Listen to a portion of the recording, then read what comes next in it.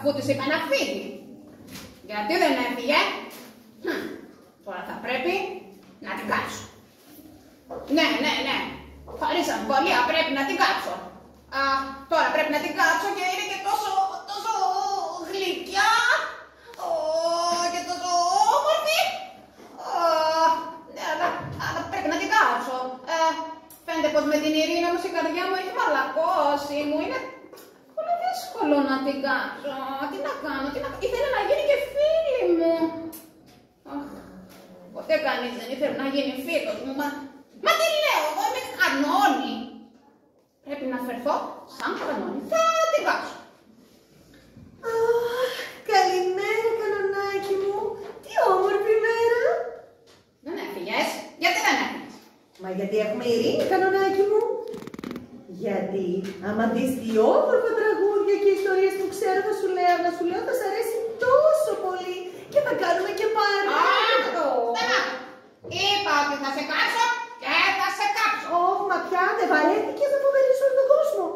Δεν βαρέθηκες να έχεις μόνο εχθρούς. Δεν μου λες, κύριε Κανόνι, είχες ποτέ σου φίλους? Φίλους? Όχι. Τι θα έλεγες λοιπόν να δοκιμάσουμε? Έλα να γίνουμε φίλοι και θα δεις πόσο θα σου αρέσει. Μια ζωή μαγκούφι θα σε πια. Θες να είσαι φίλη μου? Αλήθεια? Και εσύ είναι έτσι μου τζόρις? Μα τους φίλους μας, Κανόνι, τους αγαπάμε όπως κι αν είναι. Και να σου πω και κάτι, αν πάψεις να είσαι και έτσι και να φοβερίζεις όλο τον κόσμο, τότε θα αλλάξεις χρώμα. Ξέρεις πώς?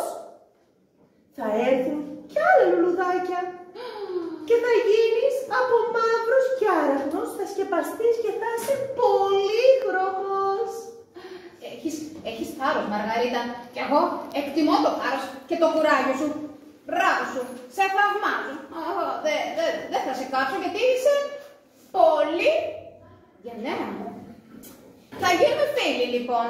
Ας ζήσω κι εγώ στην Ειρήνη, γιατί να σου πω και την αλήθεια βαρέθηκα πια να είμαι μαγούφης. Ζήτω!